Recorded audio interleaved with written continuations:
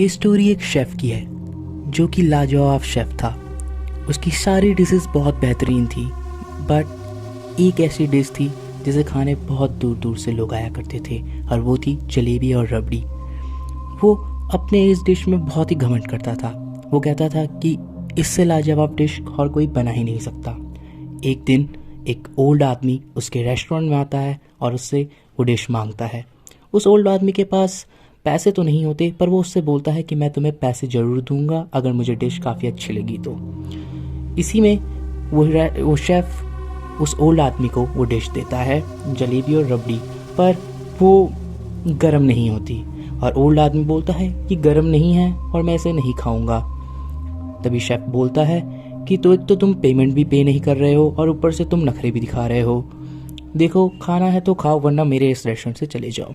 Old आदमी कहता है ओके, मैं खाता हूँ। तभी वो ओल्ड आदमी उस डिश को खाता है और बोलता है हाँ, तुम्हारी डिश बहुत अच्छी है, पर तुमने गर्म नहीं करी, इसलिए मुझे थोड़ी इसमें कमियां भी नज़र आ रही है। वैसे मैं तुमसे अच्छी डिश बना सकता हूँ। तो वो कहता है ये लाजवाब डिश है, इससे ज़्यादा बेहतरीन और कोई डिश हो ही नहीं सकती। ओल्ड आदमी को गुस्सा आता है। वो कहता है कि ठीक है, फिर मेरे साथ कंपटीशन करो। तो वो उसे अपने किचन में ले जाता है और वही डिश बनाता है। जलेबी जब रबड़ी बन जाती है तो उसके बाद दोनों एक दूसरे की डिश टेस्ट करते हैं और फैसला करते हैं कौन सी बेटर है। दोनों अपनी ही डिश को बहुत बेहतर बनाने की कोशिश करते हैं, पर वहीं पे वो डिसाइड नहीं कर पाते किसकी डिश बहुत अच्छी है। वहीं पे एक छोटी सी लड़की कहीं जा रही होती है रेस्टोरेंट के बाहर से। तभी शेफ़ कहता है क्यों ना हम ये डिश अपनी इस छोटी लड़की को खिलाएं और यही डिसाइड करें कि कौन सी डिश बहुत बेहतरीन है। छोटी लड़की डिसाइड करती है कि शेफ़ की डिश ही बहुत बेहतरीन है। तभी वो ओल्ड आदमी कहता है कि डिश तुम्हारी सच में लाजवाब है, ये मैंने मान लिया, पर मुझे ये बताओ कि मैं अब पेमेंट कैसे करूं।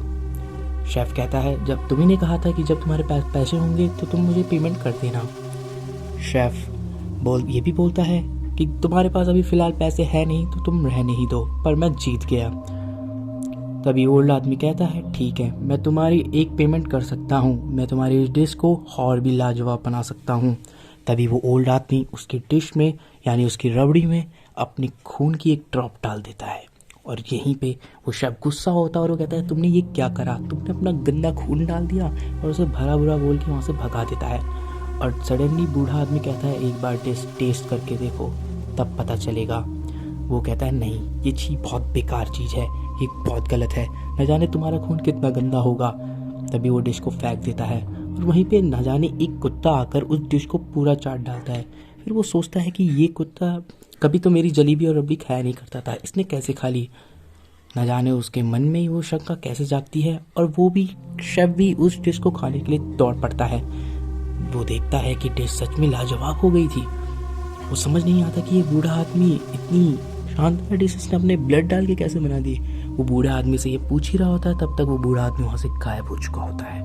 और वो सडनली देखता है कि वो जो छोटी बच्ची थी वो भी उस डिश को चाटने में लगी हुई थी। ज़मीन में जो डिश को चाटते हुए देख उसे बहुत ही अजीब सा लगता है। वो कहता है ये गलत है।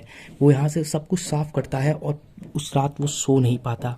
उसके दिमाग में यही चल रहा होता है कि उस लड़की ने उस डिश को कैसे चाट रही थी और उस ओल्ड आदमी था कौन।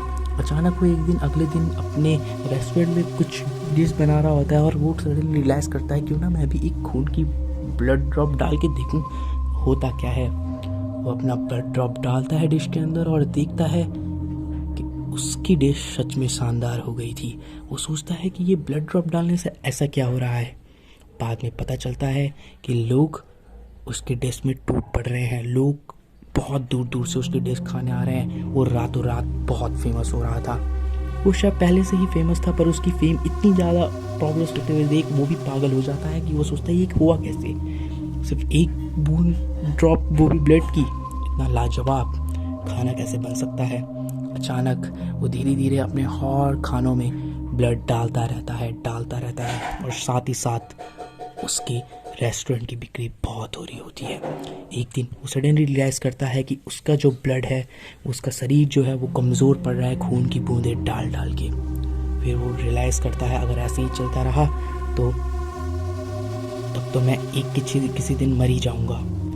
तो वो सडनली एक बार रियलाइज़ करता है कि मैं अपना ब्लड नहीं किसी और का ब्लड डालता हूँ। तो वो ब्लड डालता है हॉस्पिटल से लाकर, पर वो देखता है कि ये ब्लड जो होता है वो बहुत ओल्ड पुराना ब्लड होता है, इसलिए लोगों को इतना खाने में डिश में मज़ा नहीं आ रहा होता। वो समझ जाता है अगर एक प्योर ब्लड हो जो कि ताज़ा ताज़ा निकला हो एक बॉडी से तो वो बहुत बेहतर होगा। तो वो यही सोचता है और सारे के सारे जितने भी अपने रेस्टोरेंट में वर्कर्स होते हैं उनसे एक एक ड्रॉप डालकर यूज़ करता है। ये उन्हें पता नहीं चलने देता कि उनके रेस्टोरेंट के वर्कर्स को कि मैं तुम्हारा ब्लड यूज़ कर रहा हूँ एक खानों में, पर ये होता रहता है। अचानक से वो देखता है बिक्री और भी बढ़ रही है और उसके अंदर और भी लालच आता है। वो और लोगों को ऐसा करता है। अचानक एक दिन उसके रेस्टोरेंट का एक वर्कर उसे देख लेता है ये करते हुए और बोलता है ये आप गलत कर रहे हो, ये बहुत घिनौना है। फिर वो अपने सच को छुपाने के लिए उस वर्कर को मार देता है, उसके छोटे छोटे टुकड़े कर देता है, उससे सारा ब्लड निकालता है, उसके छोटे मांस के टुकड़े भी काटता है और खाने में मिला देता है और बिक्री यहीं से बहुत बढ़ जाती है।